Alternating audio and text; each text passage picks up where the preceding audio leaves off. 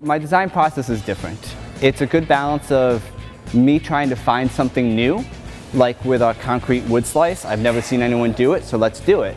And also what people are asking for. Fortunately, I live in Los Angeles, which is a city that has a lot of trendsetters. So what people are asking me for is pretty cutting edge typically.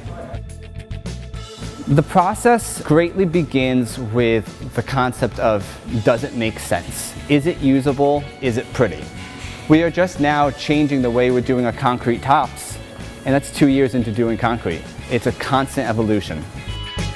The way I came up with new product designs is probably different from most designers because I didn't come from a design background. I didn't go to art school, I didn't go to architecture school.